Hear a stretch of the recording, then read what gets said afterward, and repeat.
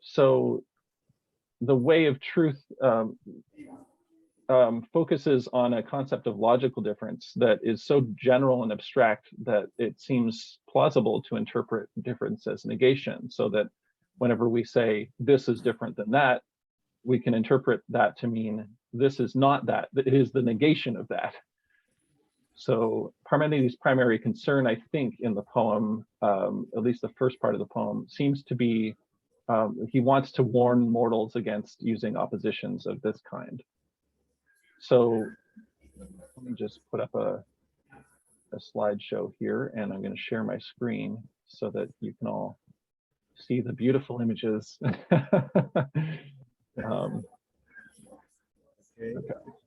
All right, can you see that?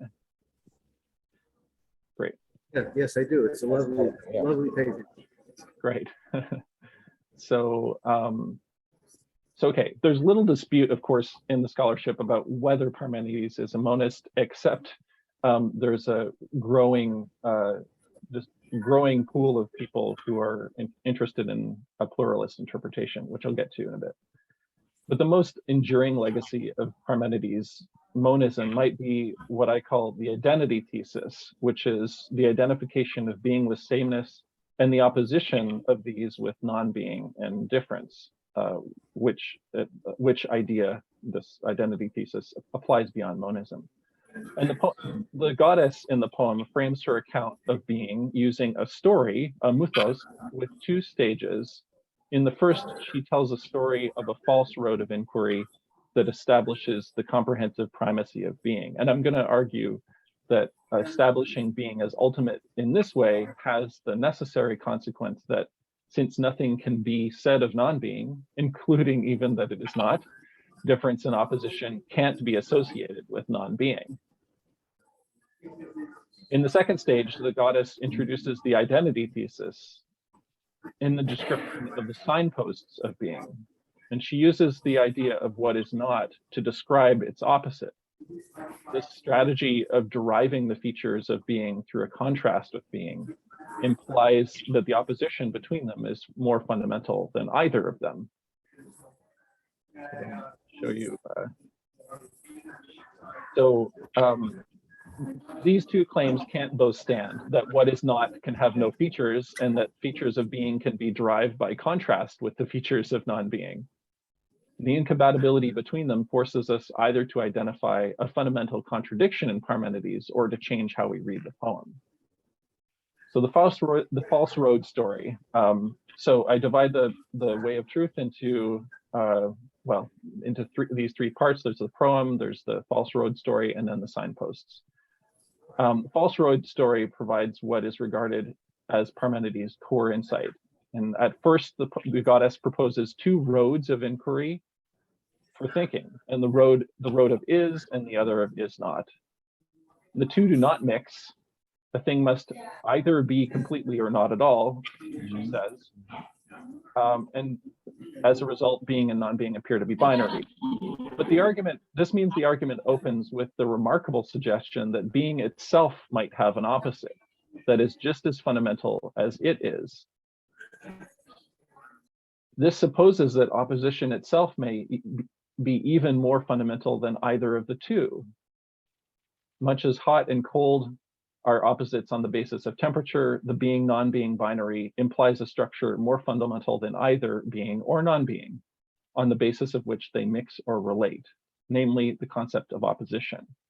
And the possibility, there it is. The possibility of these two roads of inquiry can only exist if opposition is a fundamental concept. But as soon as we start to think of being in these binary terms, Parmenides shows us, one of these terms, what is not, vanishes. Why? Because what is and what is not is not. And we are left with being, all of it, nothing left out, utterly comprehensive, everywhere equal in being. Being has no gradations, and one thing has no more being than another, and cannot be a better or worse example of being than any other being. So the path of is not is shown to lead nowhere. It loses itself in contradictions. So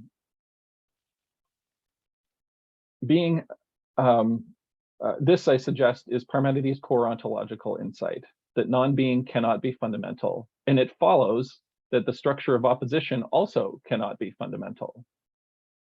The elimination of both opposition and non-being has a sudden and disconcerting consequence. Thought and speech are only and can only be of being. The nothing never enters thought or speech because it never enters being. You could not point it out, show it, declare it, or speak of it. Nor can it have any features, because to ascribe features to it, it must be. For a sweater to be either pink or a sweater, it has to be. Even saying non-being is featureless or unthinkable is like saying that the nothing is pink. How can we say something is unthinkable or unrecognizable or cannot be pointed out without saying something about it and pointing it out? Because it is not, we cannot even describe it as having no properties. Appropriately, the goddess's initial description of the road of inquiry does not call non-being featureless, and she nowhere provides a proof for the existence of non-being. To carry out such a proof, we'd have to attribute something to it, and anything that has identity must be, as Gorgias notably points out.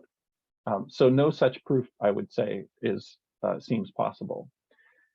The goddess instead concisely says that the path of inquiry into non-being turns back on itself, Helentropos. And so she's echoing Heraclitus, I think, when she says that it does not matter and where I am to begin, for there I shall return again. The inquiry into non-being goes nowhere. She expresses this another way as well, that there's nothing at all to be learned. The path of is not is a panapoutheia. Nothing can be learned by attempting to travel it. It cannot be followed anywhere. It can't be inquired into. Absolutely no news, no knowledge, no persuasion comes from there. What this means, she says, is that there's no path of inquiry into what is not. No path of inquiry can leave being. There's nowhere else to go. The goddess, therefore, is making a strong ontological claim that it is being and not opposition that is ontologically basic. The target of this criticism is not particular examples of opposites, but the idea of opposition and separation themselves. So this shows, I think, the utility, the philosophical utility of the false road story. The non-existence of non-being is not discovered through a logical deduction. It's through a philosophically astute, I think, indispensable rhetorical device. The mythological character of the false road story allows the goddess to navigate the conceptual instability of non-being. But if the underlying ontological claim of the false story is right, that being is not opposed to anything, not divided from anything, we might reasonably ask then, how is being related to difference? In granting that opposition is ruled out and non-being is not and cannot be spoken of, can difference in some way be? A key point here is that if non-being is not, it can have no features, and therefore it is impossible to identify difference with it. Because to do so, difference and non-being would have, in some strict sense, to be. Let me say that again. If non-being is not and can have no features, we can't identify difference with non-being, because to do so, difference and non-being would have to be in some sense. So strictly speaking, difference cannot be associated with non-being. It's thereby utterly compatible with being. And in the Sophist, Plato makes what I think is the clearest case for this reconciliation. If Parmenides is right, the stranger argues, that non-being cannot be thought of or spoken or pointed out, the consequence appears at first to be that words involving negation, like not read or not being, are meaningless. But this view, the stranger argues, is misleading. The true conclusion to draw from Parmenides' argument is instead that negation does not mean opposition. What looks like negation is in fact difference. The non in non-being is neither contrary nor the contradiction of being. It is a mere difference. So we have two different possibilities here. Because opposition So on left here, we have the proposal that opposition or negation is the genus, as it were, and difference is the species. And on the other side, we have the idea that opposition or negation is one of the kinds of difference. So Plato is arguing for the latter here. Parmenides rejects. I'm suggesting Parmenides is rejecting this view on the left here. Now, for Plato, because opposition is a species of difference, it can mix with being. So rejecting the idea that difference is a species or type of negation, the stranger reinterprets negation and opposition as kinds of difference. And this, I think, is the way that the stranger adheres to Parmenides' injunction not to oppose being to non-being. So to recap then, if non-being is not, opposition cannot be ontologically fundamental. If difference cannot be identified with non-being, it must be compatible with being. Okay, so, but the identity thesis, that is that being is identified with sameness and non-being with difference, is introduced in Parmenides' poem in fragment 8. And this leads interpreters to think that when the goddess roots out the concept of non-being, she thereby also uproots the concept of difference. Before looking at the rhetoric of this passage, let's focus more closely on the contradiction between the false road story and the self-contradiction of the identity thesis. So claiming what I'm going to say, claiming that being is identity and difference is non-being contradicts the core ontology of the false road story that I described earlier, because it makes non-being shape the concept of being. And it does so in two ways, which I'm going to call the opposition problem and the limit problem.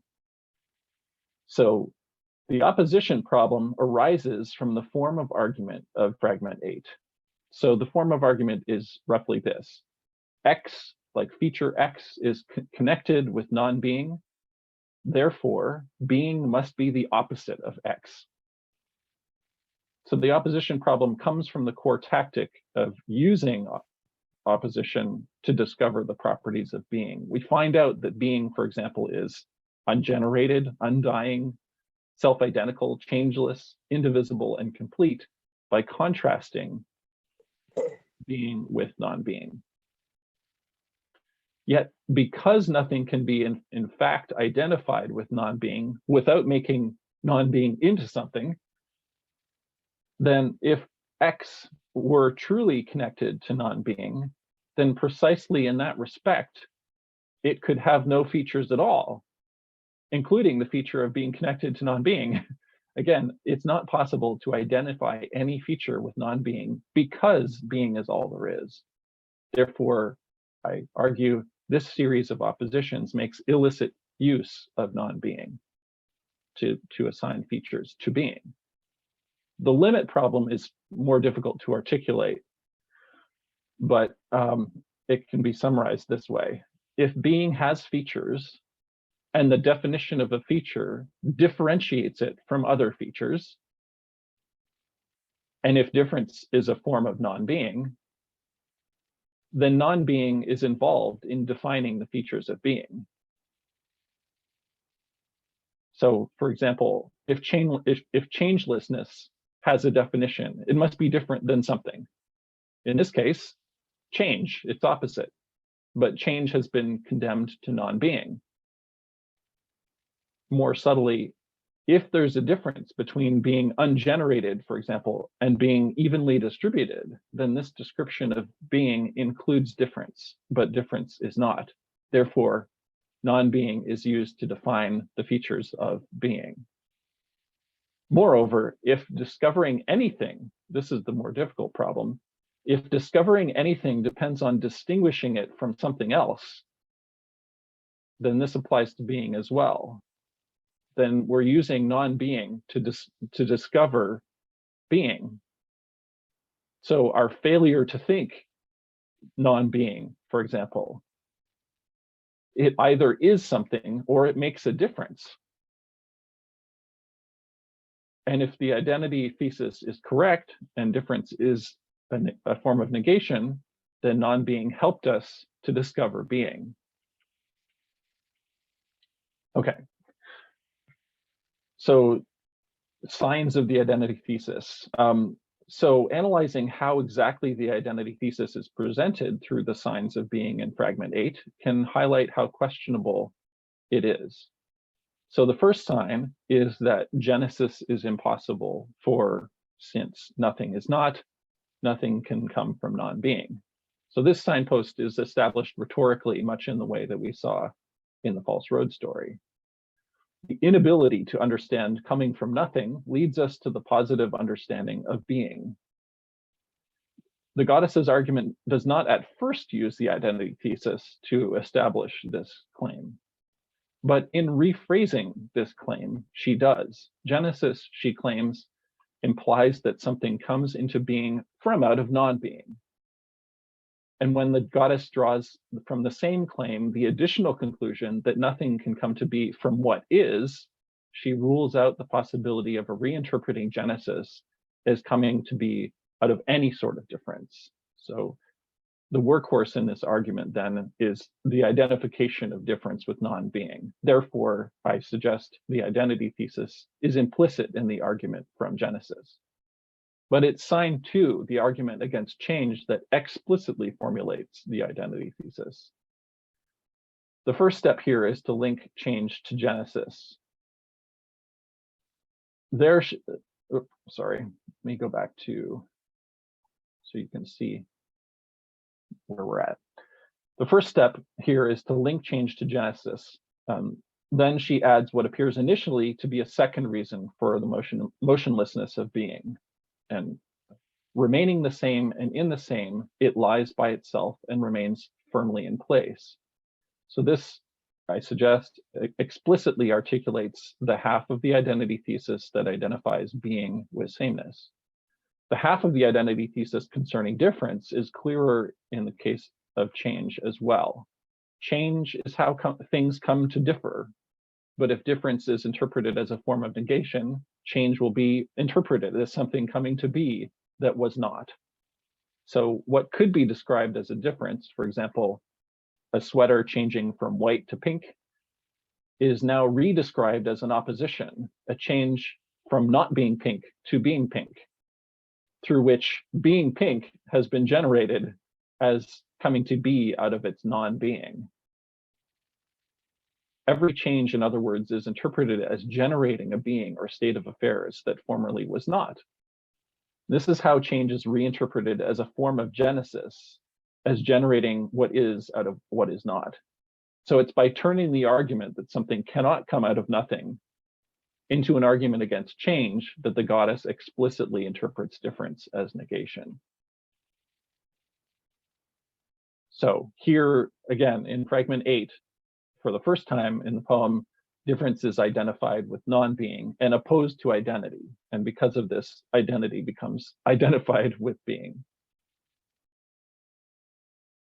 So we have this dilemma then. If the identity thesis that appears in fragment 8, as I've suggested, if this identity thesis appears in fragment 8, it's a conflict within Parmenides' poem between the core ontology and the story of the signposts, since the signposts run into the opposition and limit problems. So this leaves us with a dilemma. Either we accept that Parmenides' argument was in conflict with itself, or we try to save it. And so here's where I didn't feel like I had a really solid answer to this question. I wasn't sure how to solve this problem. So here's my best shot, or at least fragments of my best shot. So there are attempts to evade this problem by reading the poem as dialectical or mythological or pedagogical. And the goal of some of these readings is to reinterpret the way Parmenides uses negation. So I want to explore in the last section then this dogmatic pedagogical approach. So the goddess is speaking to a mortal who she's attempting to train. she presents first, as we said, two paths of inquiry. One is called the journey of persuasion. And this, I suggested, doesn't consist of proofs. It makes the case, it makes this persuasion happen in the only way it could, using a story to motivate mortals. And as the goddess says in language similar all the way through the poem, to restrain your thought from this false route of inquiry and do not let habit force you along this route of much experience. So restrain habit, right? This is not a logical, this is a instructive. So the fragment of fragment 8 is also gives us a reason to read The Way of Truth as pedagogical, through the idea that there are many signs on the path of truth. So the goddess doesn't call the things that she describes their features or properties of being. She calls them signs or indications, semata. And she puts them on a path of inquiry and thinking. So both of the terms she's using, semata and hodos, refer or direct us towards something that is necessarily apart from them, two ends of a road, a signifier and what is signified. So finally, the clearest indication might be that the goddess seems to describe the signposts or features of being as names introduced by mortals. So at the outset of the signpost section in fragment 8, she lists 4 signs of what is. It's ungenerated, it's imperishable, it's wholly one in kind, it's unchanging and complete. But when she lists names that she says are created by mortals at fragment 8, lines 39 to 41, she specifically includes most of these: coming to be and perishing, being and not being, changing place, and exchanging bright color, which is an example of being many in kind or changing in kind. So mortal names are conceptually unstable. As we saw, this was true of being and non-being in the false road story and in the self-contradiction that was implied by the identity thesis. So that the goddess explicitly points to the mortal character of these signs here suggests that the argument is not simply to be identified with the truth about being. So as I've shown, both the false road story and the story of signs, the goddess navigates the instability of these mortal concepts using story as argument. This is, we might think, why most of the so-called deduction of properties occurs through the use of myth and philosophical rhetoric rather than logical refutation. And so if this is right, then the way of truth does not consist in a list of truths or logical arguments, but a pathway of inquiry that leads us to insight into the truth. And philosophy and mythology would be intertwined then in Parmenides' poem. So I'm not completely convinced that this solves the problem, but the contradiction introduced by the identity thesis, I think, requires a response. And so let me stop there and then open it up for discussion. I'd love to hear what you think. And well, actually, you see, we've run out of time. Oh, can you hear me? Yes. We've run out of time. We didn't have a chance to discuss. We got a good picture of what I take it is going to be a very interesting book on Parmenides. Thanks. And you know, I'll look forward to reading the book. But I'm afraid there's another session of this sort starting in about 5 minutes, and we have to set up for the next, as it were, the next victim or customer or whatever. So all I can do is say thank you very much. I mean, I'm very interested in your work. I find that, and I think that maybe sometime we can just you and I could have a conversation about some of the points. I'd be delighted. Yes, but yeah, apologies. I didn't know when we were supposed to start. I saw that we were running late on Facebook, and I wasn't sure when we were supposed to begin. But we actually got back on schedule, and the time was from 11:30 to 12:15. So we started maybe a couple of minutes later than that. Okay. We exceeded our time. So thank you very much. All right. Thanks so much, Richard. I hope we can discuss later. Appreciate it. Right. Thank Mark, you. Mark, perhaps I'm we happy can to stay on. stay on. I think we can stay on, don't you? I would love to. We have the luxury, right? We Because do. they need to hurry for the next session, but we don't. Yes. Yeah. Well, that was nice to have a little group joining in from the in-person conference. I feel like I was actually there in a way. Yes, exactly. Got to see a little bit of the weather outside of further on. Yeah. And there was Daniel Graham in the background. Yes. Yes. They were expecting him yesterday to arrive for the Asiana presentation, and he didn't arrive, and everybody started to worry, what happened to him. Right. Well, I didn't hear that. That's I'm glad that he did arrive, and especially glad that he attended. I relied on his work a lot, or on his edition of the text. Of course. Yeah. So what are your thoughts? Mine is that this is mind-boggling. So this is so rich. Great. So thought-provoking and so new, I think, that I need to give it further thought.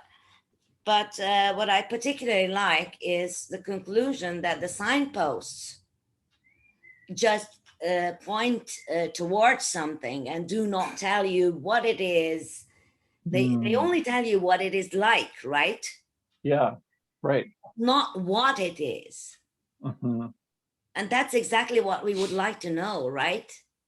What the hell are you talking about, right? Yes. Yeah.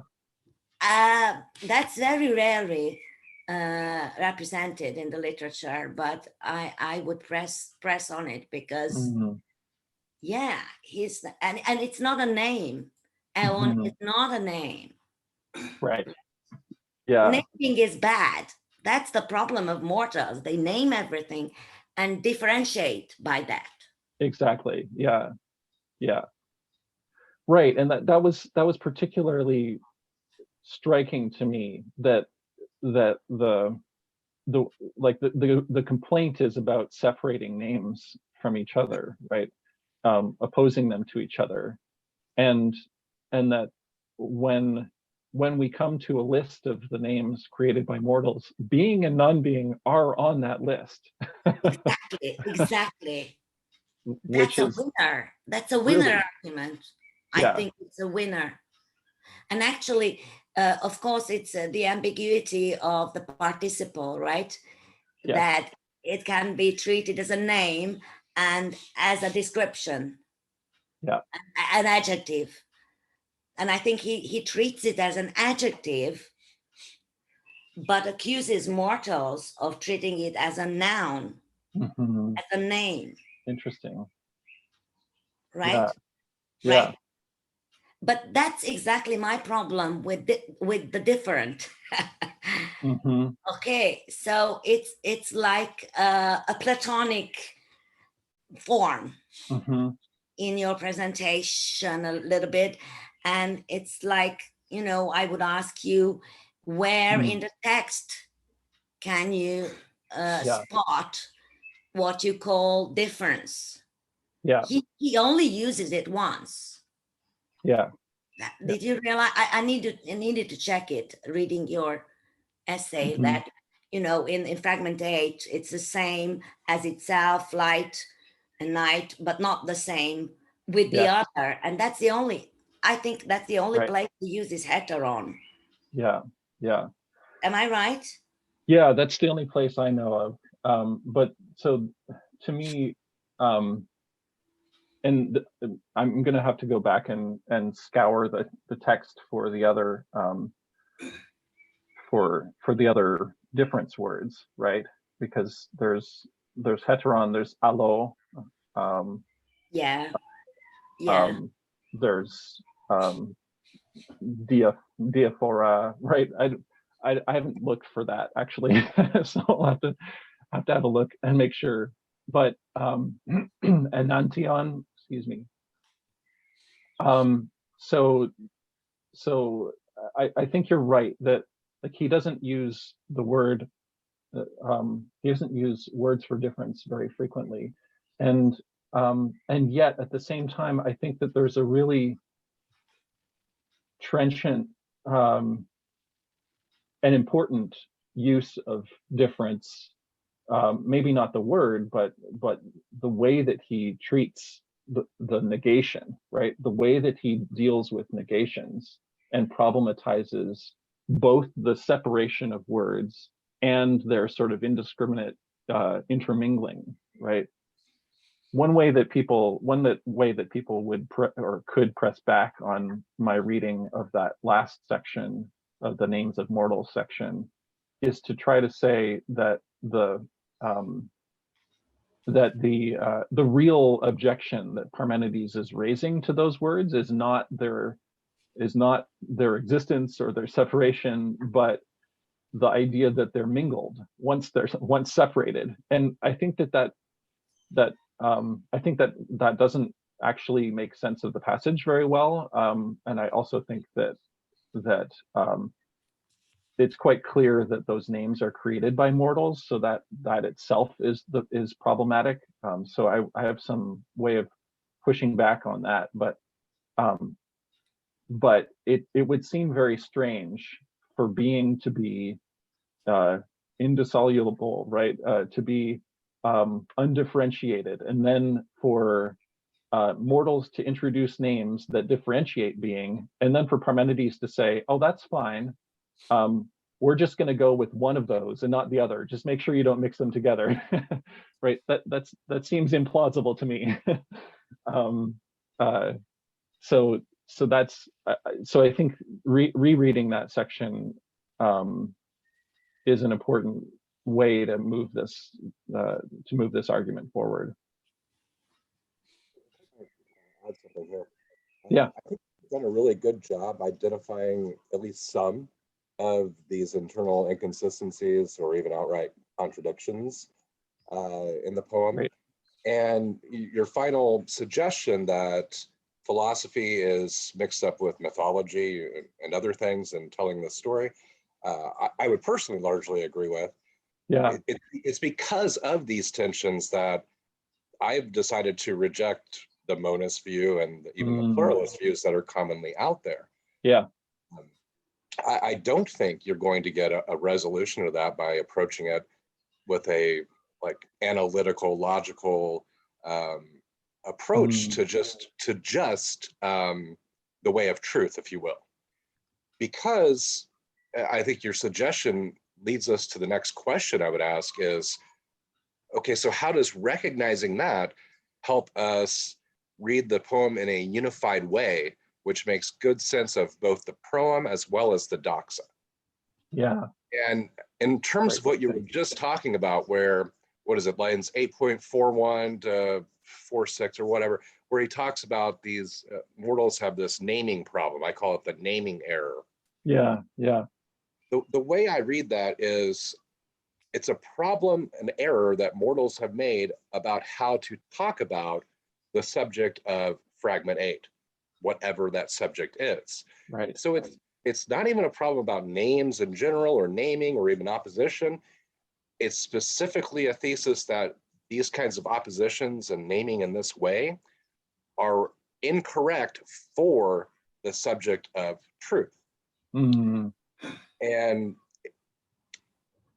one thing I might suggest, which I think is a problem, though I know it's very attractive to do, especially if you start from an Aristotelian background or you start from a Platonic background, you're reading the way Plato and Aristotle have framed Parmenides, right, likely for their own usages, especially for Plato, I would say.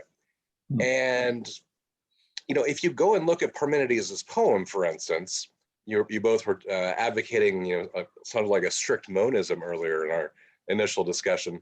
Nowhere in Parmenides does it say everything is one. That's only found in Plato. It's not in the poem. And you would really think if Parmenides actually said that, it should be in fragment 8, which appears to be complete. Mhm. So there's some real good reasons to think that some of these claims from later thinkers about what Parmenides was saying were not really about Parmenides. They're more about the Gorgian and Miletus, versions of Eleaticism that come later. Yeah. So I would suggest some things like that. Are you familiar with Palmer's work? Palmer, yeah. Okay. Mhm. So I kind of was more impressed with how Palmer approached this. With the modal reading approach to fragment 2. Mm. But I also thought Palmer had some big troubles, especially when it comes to making the way of truth and doxa go together. Mhm. I think there were some serious inconsistencies there, as well as some anachronistic Platonism there in his ontological and epistemological solutions. So I took a slightly different approach to solving that. But my approach does really try and make clear or focus on, yeah, we do have all this mythology and this storytelling and the proem and the doxa. Yeah. We need to make sense of how that goes together with this, at least more logical, even if you want to deny their outright deductions in truth. Yeah, thanks. These are really interesting things, and we definitely agree about the prominence of mythology. And I think that my proposal gives us strong logical reasons to see the poem as unified in its use of mythology. Right. Where does that lead us? And so my suggestion was to take he's not talking about being in this very abstract kind of Platonic sense, but he's talking about necessary being on the modal view and likely divinity, I think. Yeah. And if we make the way of truth about divine necessary being, the doxa can be the way mortals misunderstand that topic. Yes. Yeah. Right. But then at the same time, and this is why I think like a thoroughgoing sort of pedagogical reading of the poem would see the way of truth as doing something quite similar, right? That the way of truth is not it doesn't give us like a direct, unfiltered understanding of being in its essence. What it does is stage a number of, as it were, encounters, contacts with an insight that may or may not be possible for us actually to think fully, right?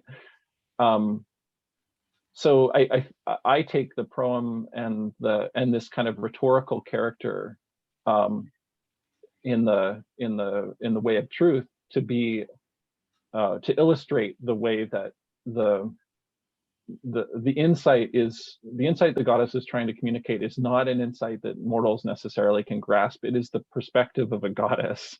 It's as you say, it's divine. And I in the longer version of the paper, which I hope you read, in the longer version of the paper, I walk through how that functions in fragment 8 in particular, but also in the False Road story. That like, so in fragment 8, for example, the rhetorical devices that she uses actually do return us from thinking about various things in the world to this kind of single insight into the isness of being, right? The predominance of being, the prevailing, I guess, of this concept. And I think she does so quite cleanly and clearly, except that then she puts up what I think are the signposts, a bunch of claims about the features of being, and the like the counterintuitiveness of many of those, and the logical what look like logical and completely bonkers understanding of the phenomena that is visible around us. Like this is an illustration of the utility of those signposts, but it's not a definition of being. Does that make sense? It does, but let me clarify just a little more. Yeah. I'm agreeing with you. Yeah, there's all this divine mythology of the proem, and then we have a divine goddess giving the perspective in the way of truth. And there's also a lot of mythology, frankly. It's actually a theogony in the doxa. And so my suggestion is not just that it's this divine perspective that's very hard for humans or mortals to know or understand, but that this totality of mythological and divine imagery, if you will, thematic imagery, also suggests that it's not being in just like in general that's being talked about, but divine being. Divine being could be the subject of truth. That's what's unchangeable. That's what's, you know, never coming to be, never generated, perfect, unified, all of those things. So divine being as distinct from some other kind of thing? Or Yes, because there's beings like you and me and trees and whatever, right? Those things also have being, but Parmenides isn't talking about being at all. Yeah, that's one of the difficulties. Again, the same way we have a difficulty with what is the different. So aeon is what is. So I would hesitate to translate it as being, because then we are thinking in terms of concepts. But this is something concrete for him. What is, what exists. And language leads us astray. You know, the way sort of the way it leads Plato astray. Of course, he's arguing against the sophists. I totally agree with you, Jeremy, that Plato is not arguing against Parmenides, but his sophistic appropriation, as Palmer calls it. But so what is not being in the abstract? We're not doing with notions, concepts. We're doing with existence. Or some kind of existence, maybe. That's the suggestion. But it was so interesting when you said that he doesn't prove that non-being, or the way I would, what is not, does not exist. I think that it doesn't prove that what is exists either. He doesn't prove it. Yeah. There's no proof. There's no proof. Agreed. There's no proof.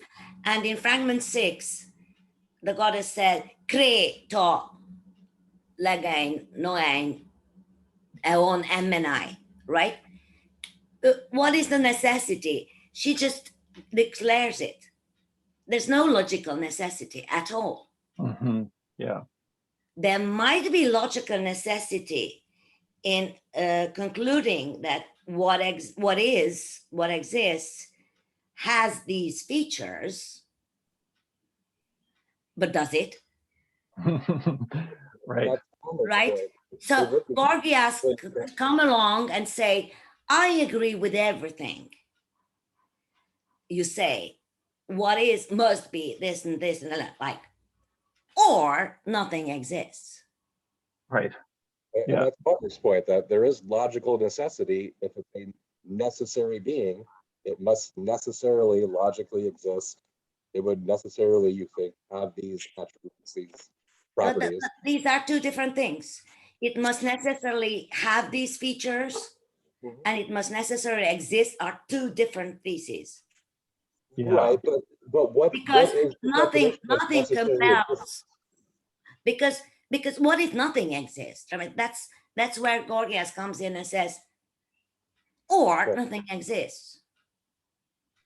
So within the context of the way that I've set up the problem here, the idea of necessity does come up as a possibility, mainly because so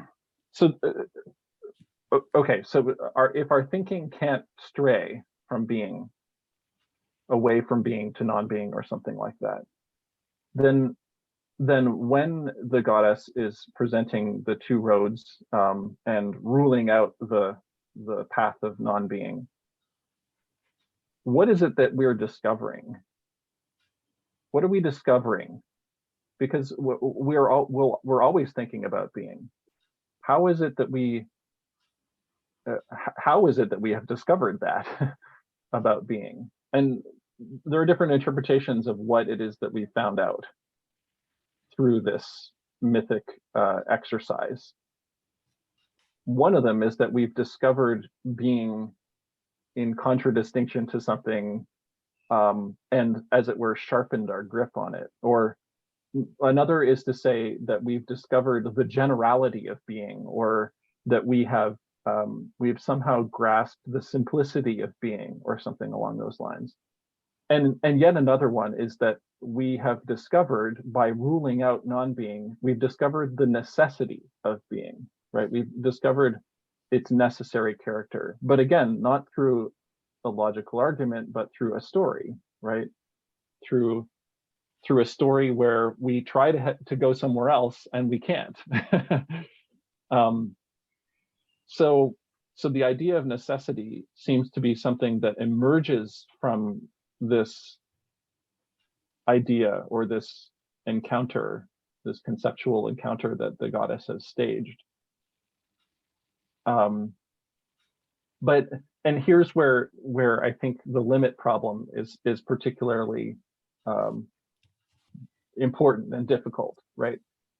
The limit problem, right, that if a thing is conceptually distinct, then it must be distinct from something, and there must be some sort of difference involved there, so that if difference is identified with non-being, then no concept can have a definition.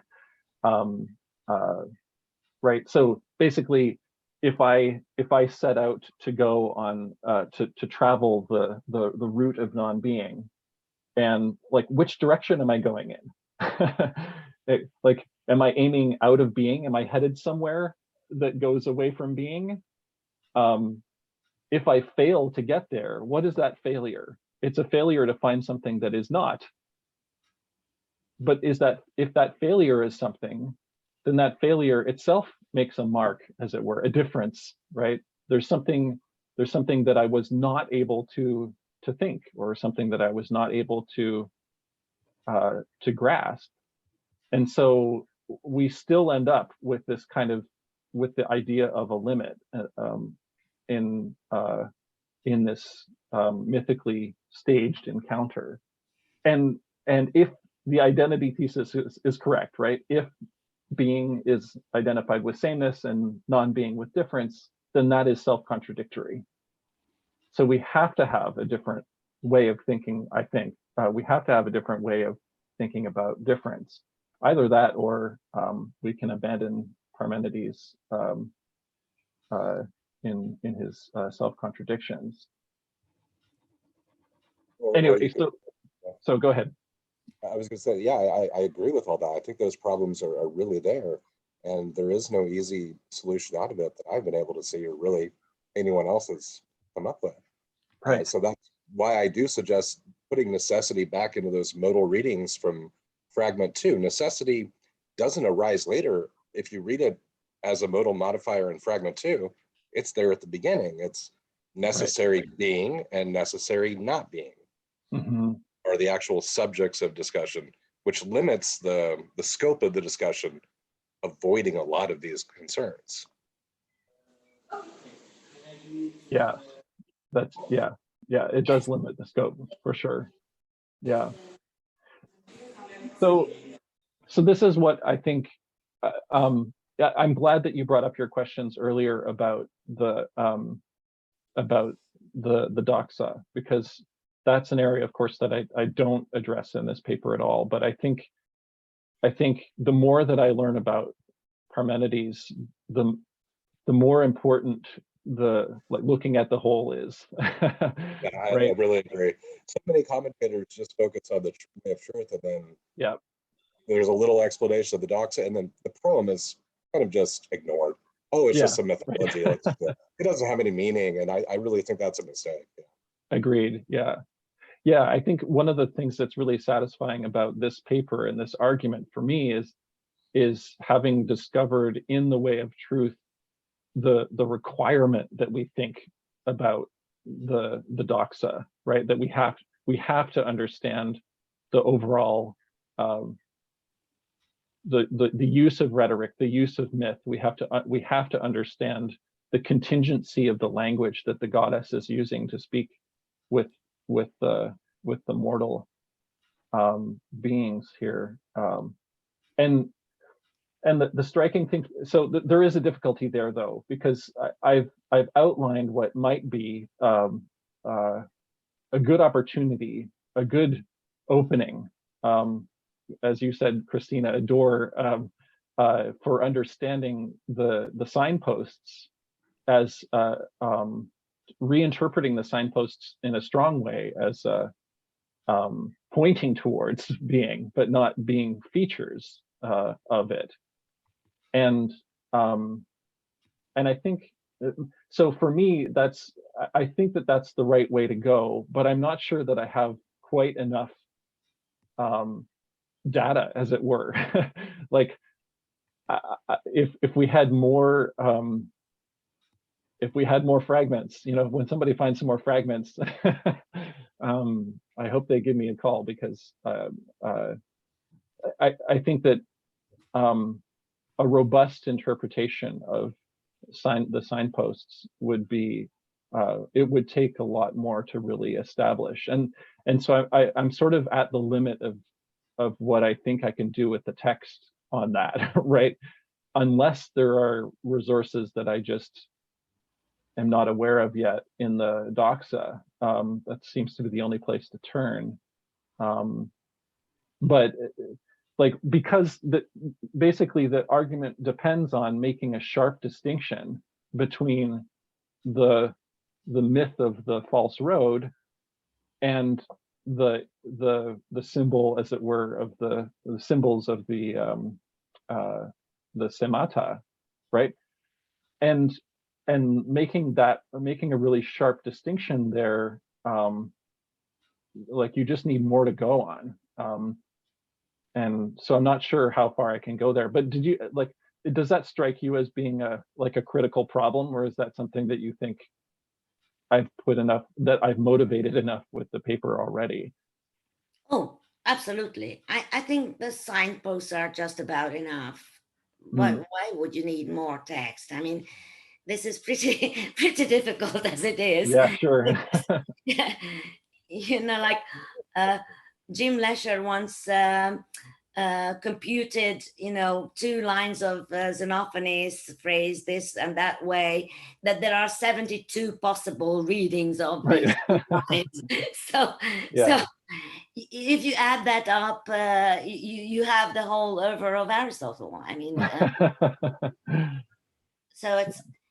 But I would have liked to go back to the doxa thing, because that's a problem in that what the goddess accuses mortals with is confusing tauton and heteron. Okay, so that they think that what is and what is not is the same and not the same. Mm-hmm. Of course, you can interpret not the same as different. But then this is a third option. So you said, and it really inspired me, is the problem of mortals separation or mingling? Yeah, right. Because in your I don't know how that issue is compatible with your reading, but I had the impression that you haven't addressed that issue. Right. Yeah. No, I have a position on that, which is that both are problematic. So I think so. Earlier on, there's some indication that the problem is separating terms, putting them apart from each other, and then she also thinks that mingling them and saying that things are both the same and not the same is a problem.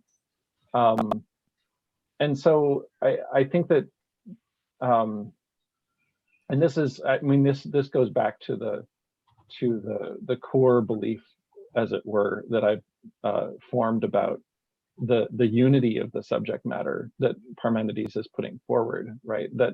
That by distinguishing things out with names, it's not that in distinguishing them out, we're falling away from the unity and simplicity of being, right? And so the separation is a problem because it steps away from the insight in the false road story. And the mingling is like a compounded problem, right? Now that we've separated things, we're gonna mix them together and say that's what being is. That's even farther away from the core insight. So I lean a lot on the importance of the false road story in its in outlining the core subject, and that's, you know, yeah, I think that that's not terribly controversial, but I also feel like you know, there's another place where I feel like I wish I had more data, right? If just to you know, to privilege that section so much, I think needs some really robust textual support, and I think it's more or less there, but I think you can never have too little data on these things. But yeah, so I that's how I see that problem. Does that make sense for you, that it's both the separation and the mixing? A lot. But it looks like then that Parmenides refuted everybody else who came after him in advance. Right. See, because that's what they are doing, the pluralists. Mm-hmm. They separate things and then they mix them together. Right. Yeah. Yeah. Like Empedocles, Anaxagoras, the atomists, and even Plato, in a way, the theory of forms can be conceived of that way, right? That we separate and then we mix them together to produce reality, but not Parmenidean reality. Yeah. That's amazing. That's wonderful. Very inspiring. Thank you. Very inspiring. Super. Because so far, I couldn't make sense of this, you know. Is the problem separation? Because that's distinction, of course, but it's also mingling. Yes. Yeah. Yeah, and that's the word of doxa, right? The goddess mingles, male and female. So that's the word of coming to be. Well, and the difficulty. Let me just add something. So the difficulty, and here I think, is that so Rose Cherubin has I think a really interesting way of reading the doxa, which is that Parmenides really cared a lot about the doxa, because her goal is not to I mean, we sort of agreed that her goal may not be to sort of put us in the sphere of truth so that we never leave it, right? We're not able to do that because we use words, right? Because we are always distinguishing this from that. The goal on her account and in the way of doxa is to help us navigate those, right? To help us navigate those distinctions and their relationships between them. If Parmenides really thought that the doxa was just not in the truth at all, right? If he didn't have the goal helping us to navigate opposites and so on, then he wouldn't have presented such systematic insights in the doxa, right? Like there's real insight there, but we just can't take it too far. So I think that helping us to let's say not to draw too big of a conclusion from the distinctions that work, right? Distinctions sort of work. It's just that they don't completely work. They don't go all the way down. and so I think that's sort of one of the rhetorical directions of the poem, and that's why I suggested at the beginning of the paper that that I think a core problem that Parmenides is working on is to identify and contest and resist the dichotomization of our terms and the opposition of terms to one another. So basically, the message seems to be: don't think that the opposition between these things is fundamental, right? As soon as you do that, you've lost the thread. So this is how I think, back to your earlier point, Jeremy, this is how I think that rhetorically the way of truth is the same as the same objective as the doxa. But I think they both share an objective, a unified objective, to yes. clarify something that's true about what has been said in the way of truth. And the way of doxa is, if you will, a pedagogical explication of how mortals have gone wrong on understanding the subject of truth. I was going to add that Christina makes some good points about the doxa, including elements and kind of referring us back to earlier Ionian thinkers. But it's also, I would suggest, most closely parallel to Hesiod. Hesiod's Theogony. In fact, you can kind of take it, if you look at the whole thing, it really is a theogony. It's a cosmology based upon a theogony. And so I kind of tend to read it as a grouping in that way because of my commitment to what I think truth is about. I did want to ask you one other thing, though, which I think is where you might find the most pushback in general to your reading for the way of truth. And that is, I'm not sure what the distinction would be between signposts that kind of indicate something about being and not being actual features of whatever the subject of being is. Like, how would ungenerated not be a feature of whatever is being talked about, right? I think that would be the most direct objection you would face in writing this paper. Yeah. Can you clarify that? Right. Yeah. So this is I tried to clarify that inter alia in the paper. So that but not in the version that I gave just a few minutes ago. So the issue is, the reason that I think it works, right? The reason that I think signposting is a meaningful term here rather than feature or something like that is that the insight, right?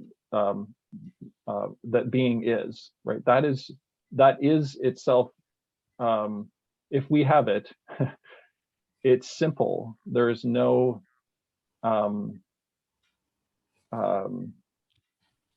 there's no differentiation that can really, as it were,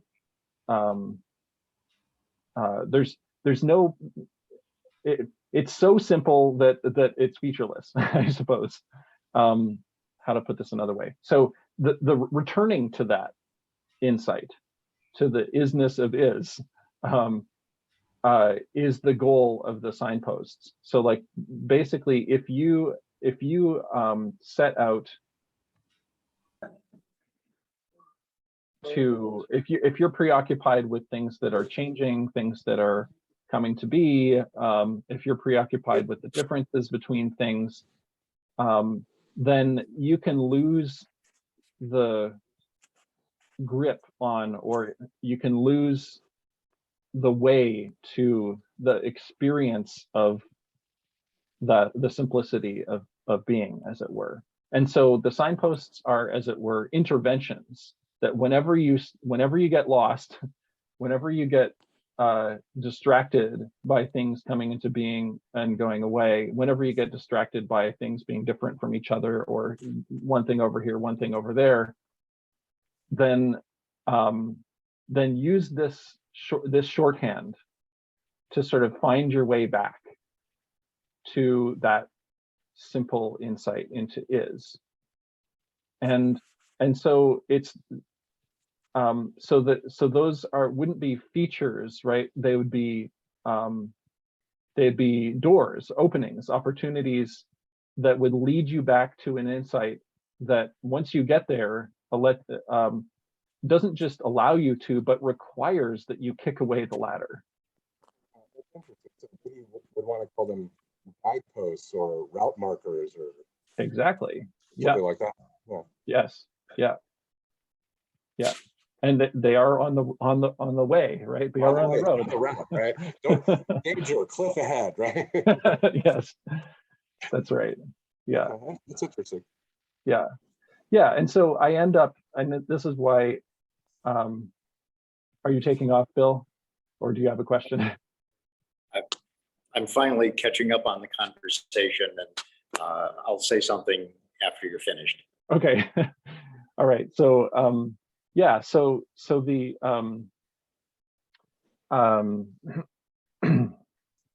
so yeah. So the subject matter, and this is why I'm particularly interested in the direction of this argument, because it's taking me into places where I wasn't totally sure I would go. So it seems to be, working on me in a way. But it sort of, this reading of signposts and the way that the argument seems to work on this account seems to suggest that the way that we understand being is not through propositions, it's through an experience, right? And this is kind of the mystic Parmenides, right? It's he's leading us to like a glimpse of something that may remain beyond us, but that we can nevertheless actually sort of come into contact with, right? There's some sort of insight that we get. And if that's the case, right? If the experience of this idea, right, the experience of this insight is Parmenides' ultimate goal, then it would absolutely make sense that, like, it would absolutely make sense to use myth and to have a pedagogical approach to these things. And if Parmenides is telling us, as I'm suggesting he is, that we should be careful about the things that we've separated out from each other, that should also apply to the things that we describe as features of being, and we shouldn't hold on to them too tightly. It sounds a little bit like. Hi, Mark. I'm sorry I was not at the beginning. Can you hear me well enough? Yeah. Okay, good. I am at the conference center, and Lucky you. Yeah, I know. Sorry you're not here. Yeah. Like 40 other people, I'm trying to use the Wi-Fi network, and so my connection's been boggy. Anyway, I was very interested in your main idea. I mean, there are two alternatives, right? You either interpreters say that the dox is either left behind, that it's fallacious and should not be embraced in any way, or they try to do what you're saying, that there is some way in which we can make better sense of it. And I think you're right, since we are human and must use language, that second alternative is what we should look for. That is to say, we should, unless you take Parmenides to be a total Peter Kingsley mystic, we're not going to leave opinion behind. And Yeah. what I'd like to hear you say a little bit about is the hero's journey dimension of the prologue. Right. So when the young man comes into the presence of the goddess, she says it's no ill fate and so on that has brought you here. And she makes clear he is to bring back whatever it is he obtains to the ordinary world.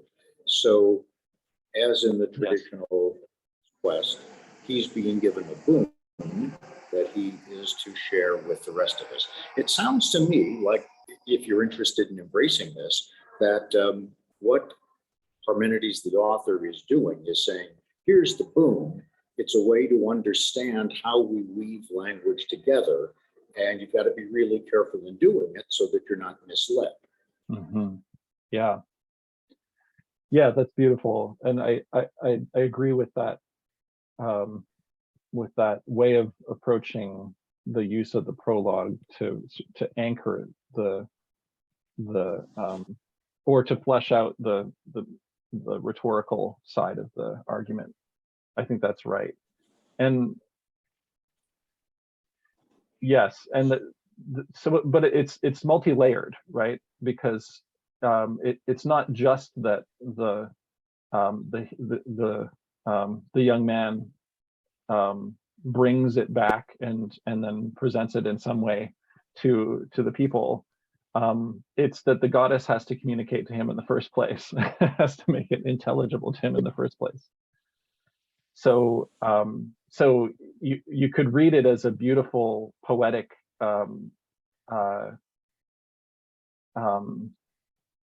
trope, strategy, that the goddess speaks in terms that we understand, right? And that is the way that he translates the insight to us, right? So what we're hearing is what he's brought back, right? So there's a beautiful poetic overlap there. Go ahead. Is the internet chopping out for you? Yeah, I lost a little bit of that because of the internet connection, but it also reminded me of what Jeremy was saying a few minutes ago about the connections with Hesiod. Hesiod receives a kind of revelation and brings it back to human beings. It's clear from the opening lines, he is being given a vision of things that ordinary human beings are not able to obtain. And when he brings the message back to us, in effect, we have a theogony, we have a cosmogony, we have a politogony. We have the origins of the gods, the universe, and the human sphere. And although, as you say, we just don't have enough of the poem of Parmenides to know its full extent, it seems clear enough that this is an account of origins in those ways, or at least in some of those ways. Yeah, that's good. That helps. That also helps to I think really underline what Jeremy is arguing about the subject matter of the poem. And I'd love to hear more about that, Jeremy, sometime when you have the ability to send me an outline of the case that you're making for the cosmogonic and theogonic aspects of the doxa. I'd love to hear more about how you work that out. I'll be happy to send you whatever I have. Me too. Great. Me too.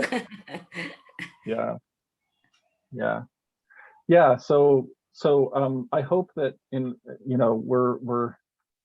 I would love to keep talking with you, but I also realize that that there are other talks to go to.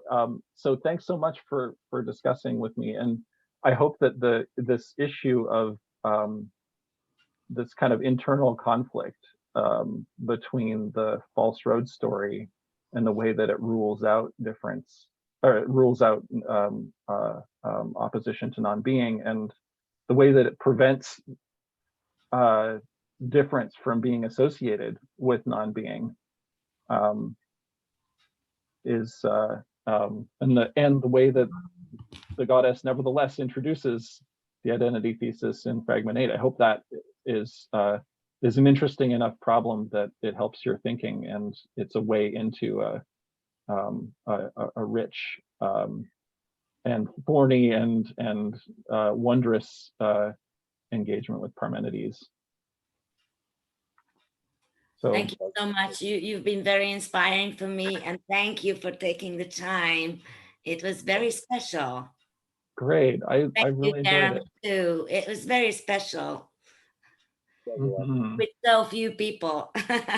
Yeah, yeah. And really engaging a substantial conversation. It's rare at conferences, right? Yeah, it's a pleasure to be able to do that. And, We've had much more time than anybody else at the it's center. true. Yeah, Cheers. I maybe next time we run across each other, we can clink some glasses together as well. Yes, sure. Thank you. Bye-bye. Take care. When are you publishing?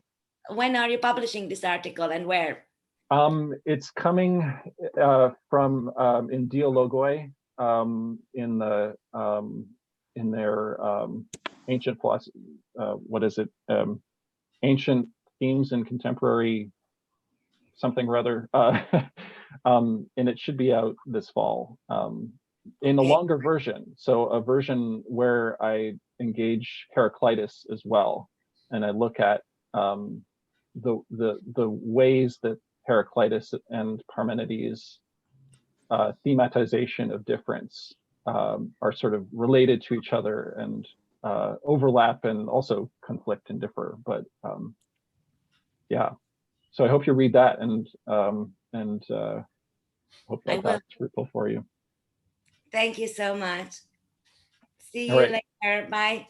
Take care. Be in touch. Bye-bye. Bye.